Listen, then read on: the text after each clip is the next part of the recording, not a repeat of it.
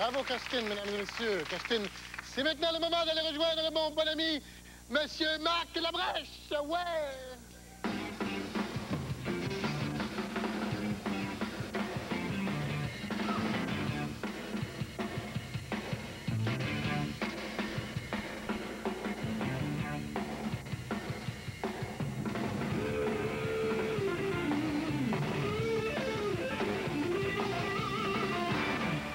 Ça va bien? Oui, excuse-moi de t'interrompre, Normand, mais c'est parce que là, je voudrais pas partir de chicane, là, mais c'est parce que j'ai entendu tantôt les gars de Cachetine, ils t'appelaient « Ils dansent avec les têtus ». J'aimerais tout de suite enchaîner avec ma chronique, si tu le veux bien, qui parle aujourd'hui d'une activité de plein air assez rustique, mais ô combien consolatrice, la culture du bovidé, ou, si vous préférez, l'élevage de la vache domestique. Bon. Je dois l'avouer, il y a un mois encore, j'avais d'autres priorités. Ce qui importait pour moi, c'était de 1, éduquer convenablement mes enfants, et 2, rendre heureuse ma femme. J'avais d'ailleurs trouvé une vidéo très bien montée, fort bien précise à la boutique, juste en haut, ici, sur Sainte-Catherine. Oh my God! Je peux pas t'imaginer tout ce qu'on peut faire sur des ski nautiques. Non. Donc, la vache, pour moi, ça venait vraiment en 3e. Mais voilà, vous savez qu'il reste à peine 10 ans avant qu'on arrive à l'an 2000. Ça, c'est tous ces doigts-là, Normand. Et moi, je pensais que déjà en 91, tout irait mieux, qu'il n'y aurait plus de pauvres, qu'on aurait tous des beaux cheveux, puis que Normand saurait enfin jouer des bongos comme du monde. Faut-tu être naïf? Alors, déçu et écœuré, j'ai décidé de prendre ma femme et mes 2 enfants, de m'acheter une coupe de vache et de me retirer du monde pour toujours à Notre-Dame-de-Grâce. Et c'est pour cette raison, aujourd'hui, que j'aimerais, pour ceux et celles qui seraient tentés de suivre notre exemple, expliquer les rudiments de l'élevage de la vache domestique. Donc, d'après les historiens, l'origine de... Oh, ben, j'allais oublier, Normand, c'est parce que je t'ai apporté un petit cadeau que je voulais te donner avant de partir, puis là, je l'ai laissé là. Viens avec moi, je vais te le donner tout de suite. C'est parce que j'ai su que peut-être que toi, puis ta... Excuse-moi, Pierre, j'ai su que peut-être que toi puis ta jolie femme, ben, vous pensiez peut-être à un 3e enfant, tu sais, puis tout ça, mais ça a l'air que peut-être qu'en ce moment, t'es un petit peu fatigué, parce que l'émission à la radio le matin, beau et chaud le soir, puis t'es soupé chez Chantal Joly puis Michel Desautels. Bon, tout ça, ça a l'air que tu n'arriverais pas toujours tu sais, que tu serais pas toujours capable de donner une... Je sais pas comment dire ça, normalement, c'est un peu gênant. Tu sais, tu as obtenu, tu le sais, une érection. Bon, je le sais pas, là. C'est ta femme qui dit ça à tout le monde. Fait que là, moi, comme je vous aime beaucoup, ben tantôt, j'ai fait mon petit effort, puis je te le donne. Je te donne ça. Merci. C'est du bon. Tu m'en diras des nouvelles. OK. OK, viens, on va retourner parce qu'il reste pas beaucoup de temps.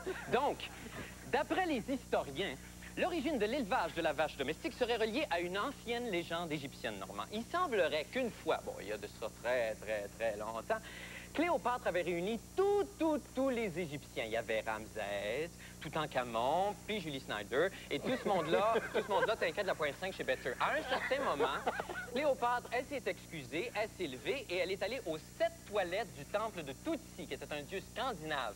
Fouille-moi, Normand, je sais pas ce qu'il faisait là. Mais bon, pour ton information, Tootsi, c'était le dieu des puzzles, le dieu des hémorragies, puis le dieu des fois que tu sautes un repas, là, plate, là, tu sais, le genre de dieu que t'invites même pas à l'orgie, là, tu sais. Alors donc, à un certain moment, juste au moment où Cléopâtre s'apprêtait à sortir des toilettes, Tootsi est arrivé et lui a dit, Cléopâtre, pourquoi ne t'achètes-tu pas une vache? Puis là, Cléopâtre a dit, ben oui, maudit tweet de folle, comment ça se fait que j'ai pas pensé à ça avant? Et c'est à partir de ce moment que l'homme a domestiqué la vache. Et ça, Normand, ça, c'est, je pense, le moment le plus fort de l'histoire de l'humanité, à part peut-être la fois où la sœur volante, elle expliquait à ça quand tu fouais l'eau, comment est-ce qu'avec un set de fourchettes à fondu, puis juste un petit peu d'imagination, on peut rentrer là-dedans, en tout cas. Dans le merveilleux livre Docteur Givago, on a répertorié près de 200 essences de vaches dans le grand cheptel canadien, les 4 plus importantes étant la Holstein des Pays-Bas, ordinairement blanche tachetée de noir, la Jersey d'Angleterre, qui vient en brun ou en roux, et la Charolaise de France, qui est grosse et qui parle comme Clairette. Mais la race de vache la plus importante et la plus populaire auprès des amateurs reste sans conteste, Normand, la canadienne. À l'instar des autres vaches, la canadienne possède d'emblée 4 pattes, 2 cornes, 1 pied et 4 estomacs, appelés respectivement John, Paul, George et Ringo. Aussi, la canadienne possède un débit laitier d'au moins 3,6% supérieur à celui des autres vaches et, fait non négligeable, Normand, elle est très, très, très, très facile à traire.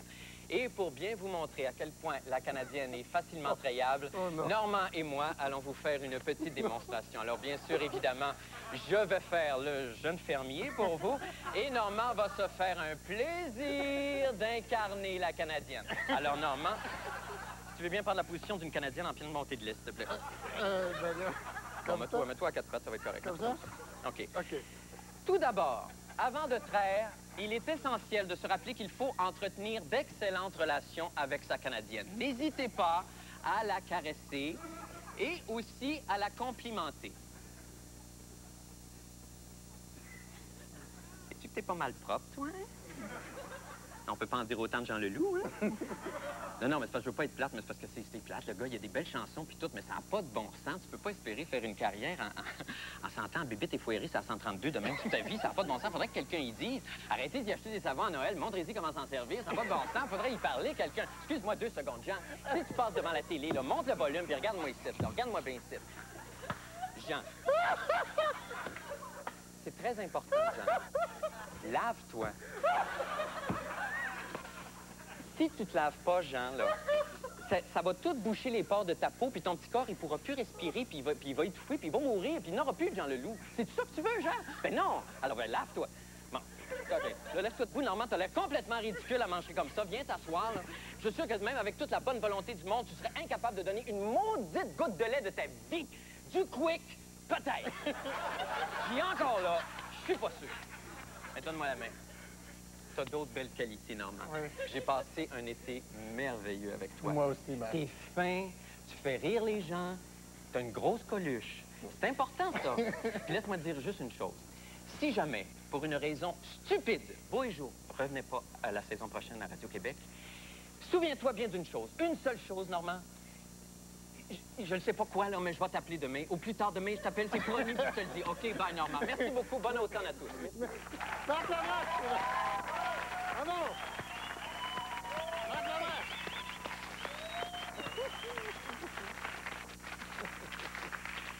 Labrèche! On écoute Yvon Rioux. On marche sur la Lune.